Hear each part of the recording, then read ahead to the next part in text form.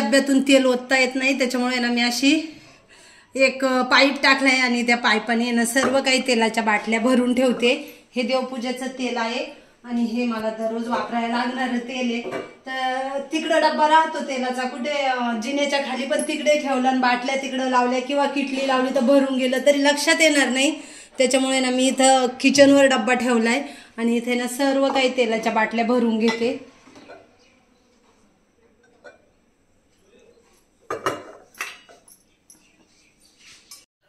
तेलाच्या बाटल्या भरताना थोडंफार का होईना तेल लागतंच बाहेरच्या बाजूना, तर व्यवस्थित स्वच्छ बाटल्या पुसून घेते। रुमालाला जरा भांड्यांचं लिक्विड लावलंय आणि त्या लिक्विडने पुसून घेते, म्हणजे सर्व काही बाटल्यांचा तेलकटपणा निघून जाईल। तर इथे ना मजूर आहेत वीट वगैरे व्हायला, तर एका ताईला आहे ना मी असे झाडांना आळे बनवायला लावले, म्हणजे ना त्या झाडांच्या आळ्यामध्ये पाणी साचून राहील। आता कसं झाडांना पाण्याची गरज असते, तर एकदम मस्त आणि खोल आळे बनवलेत बघा। खूप फळ झाडं वगैरे आहेत लावलेले आणि मग मोठे मोठे खोल आळे बनवले, त्याच्यामुळे ना पाणी पण व्यवस्थित साचल। आणि इथं हे जास्वंदीचं झाड आहे, खूप कळ्या आल्या आहे जास्वंदीला। झाडांची अशी केअर करायलाच लागते, तेव्हाच झाडं पण छान होतात। आणि ह्या झाडाला बघा किती मस्त फुलं आलेले, एकदम छान पांढरे शुभ्र आणि खूप कळ्या पण आहेत आणि खूप फुलं पण आहेत। तर एकदम मस्त आळे केले।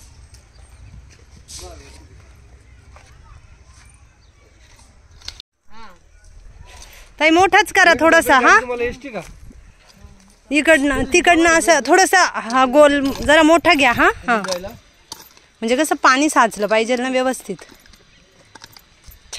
पण लाईट नाही ना, बोर चालू नाही ना होत आहे का?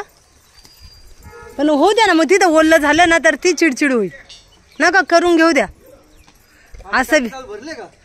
हा सकाळी भरेल ना आधी, पण एकदा लावून द्यायला लागल,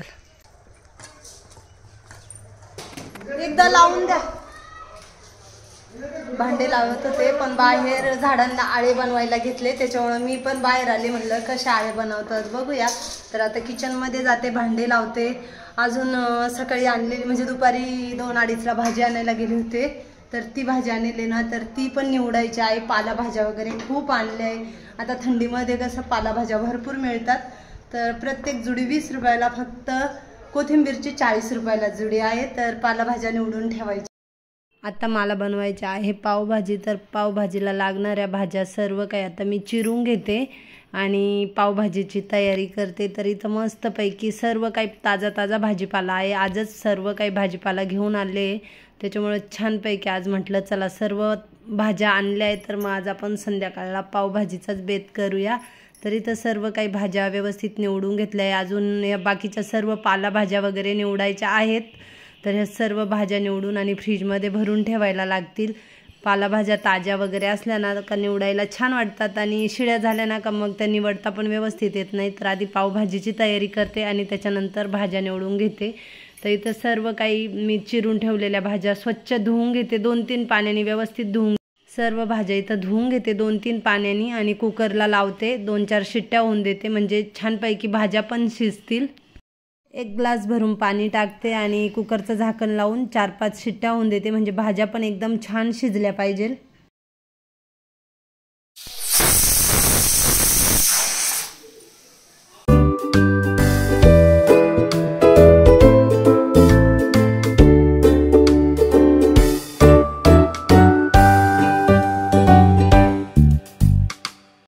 आता इथं भाजीची तयारी करून घेते। तर भरपूर लसूण घेतलाय आणि थोडंसं अद्रक घेतलंय, एकदम बारीक पेस्ट करून घ्यायची आहे अद्रक आणि लसणाची।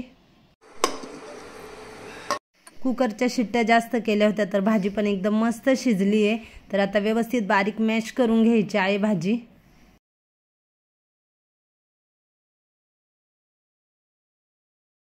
कढई तापली, कढईमध्ये तेल टाकून घेते। पावभाजीसाठी तेल जरा जास्तच लागतंय, म्हणजे भाजी पण एकदम छान होते। आणि कांदा पण चिरून घेतलाय, तर कांदा पण जरा जास्त घेतलेला आहे पावभाजीसाठी।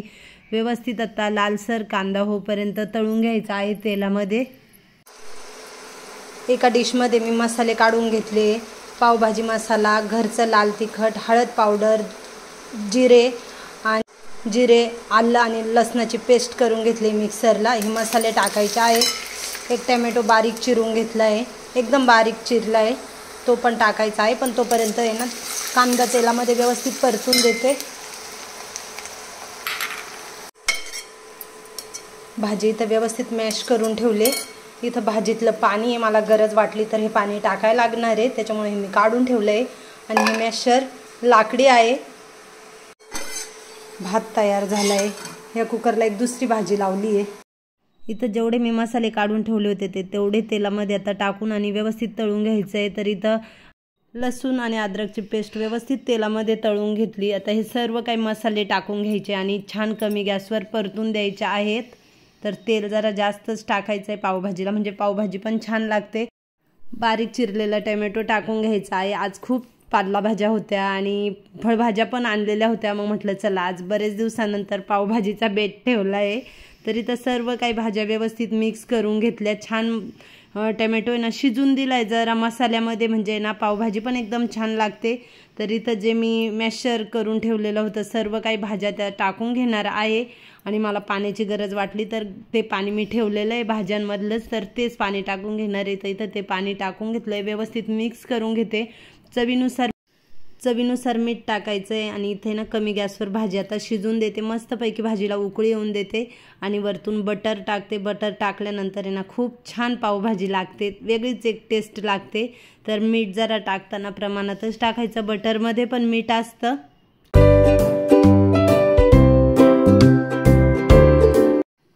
भाजीला मस्त उकळी आली आणि एकदम सुगंध सुटलाय आणि कोथिंबीर तर सोडायचीच नाही, ती तर जास्त आणि भरपूर टाकायची। आता थंडीमध्ये भरपूर कोथिंबीर आणि ताजी ताजी मिळते, त्याच्यामुळे मी भरपूर कोथिंबीरीचा पावभाजीमध्ये वापर केला आहे। आता इथे तवा गरम व्हायला ठेवला आहे आणि तव्यावर आहे ना आता पाव गरम करून घेते। आधीला पावला बटर लावलेलं आवडतं आणि मी बाकीच्या पावला तेल लावणार आहे। आणि असे पण ताजेच पाव आहे आमच्या इथे ना, पाववाला सकाळी येतो ना खूप छान आणि ताजे पाव राहतात। तर मला आहे ना फ्राय पॅन पण घ्यायचा आहे। आता नाशिकला ज्या वेळेस जाईल ना त्यावेळेस घ्यायचा आहे। होता माझा फ्राय पॅन पण तो खराब झाला आहे, त्याच्यामुळे आता मी नवीन घेणार आहे।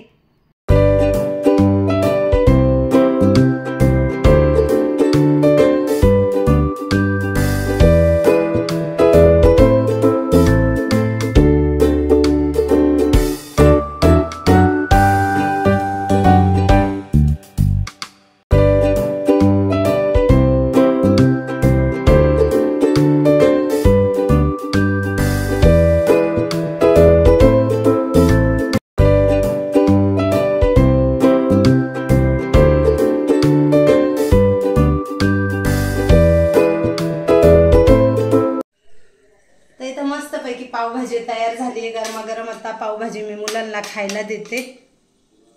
आता इथं मी सर्व भाज्या निवडून घेते। दुपारी आणलेल्या भाज्या पण दिवसभर कामच पुरवलं, त्याच्यामुळे भाज्या निवडायच्याच राहिल्या होत्या। तर जे फ्रीजमध्ये भाज्या ठेवायचे डब्बे ना ते सर्व डब्बे स्वच्छ केलेले आहेत, धुवून आणि ते उन्हामध्ये वाळून ठेवले होते। तर आता आहे ना एक एक करून सर्व काही पालेभाज्या ज्या काही भाज्या आहेत ना त्या सगळ्या निवडून आणि डब्यांमध्ये व्यवस्थित पॅक करून ठेवते, म्हणजे भाज्या पण चांगल्या राहतात आणि फ्रीजमध्ये पण आहे ना खूप अडचण वगैरे होत नाही। तर बघा मी कसं सर्व काही पालेभाज्या हॉलमध्ये घेऊन बसले, भाजीपाला सगळंच, आणि सर्व काही गप्पा मारता मारता किंवा टीव्ही बघता बघता हे सर्व भाज्या निवडून ठेवते। सर्व भाज्या निवडून झाल्या, आता फ्रीजमध्ये भाज्या व्यवस्थित ठेवून देते। आणि फ्रीज बघा मी पुसलेला वगैरे नाही, एवढाच स्वच्छ माझा फ्रीज असतो। दररोज वरवर का होईना पण फ्रीज पुसते मी, त्याच्यामुळे ना फ्रीज एकदमच सर्व काही रिकामा करून आणि पुसायची मला गरज पडत नाही। वरवर का होईना पण माझा दररोज हात असतो फ्रीजला लागलेला पुसण्यासाठी। तर बघा किती स्वच्छ फ्रीज आहे। खूप दिवसानंतर मी फ्रीजची पूर्ण डीप क्लिनिंग करते, असं तर म्हणजे दररोजच मी वरतून पुसून काढतच असते। तर छानपैकी सर्व फ्रीज आवरून झालं आहे। आता फक्त गवारचीच भाजी निवडायची राहिली, तर आता सगळे काही कामं आवरल्यानंतर गवारची भाजी निवडील। किचन वगैरे सर्व आवरून झालं आहे, अजून बाहेरचे कपडे काढायचे बाकी आहेत। तर आता बाहेरच्या लाईटी वगैरे सगळे बंद करून आले, म्हणजे पुन्हा बाहेर जायची गरज नाही। आणि आता थोडीशी थंडी पण आहे, तर किचन वगैरे सर्व व्यवस्थित आवरून झालं। इथं सकाळी धुतलेले कपडे पण आता काढून घेते, त्यांच्या घड्या घालायच्या आहेत। तर चला आता मी व्हिडिओचा एंड करते। कसा वाटला आजचा व्हिडिओ कमेंटमध्ये नक्कीच सांगा। व्हिडिओ आवडला तर लाईक शेअर, चॅनलला सबस्क्राईब करा।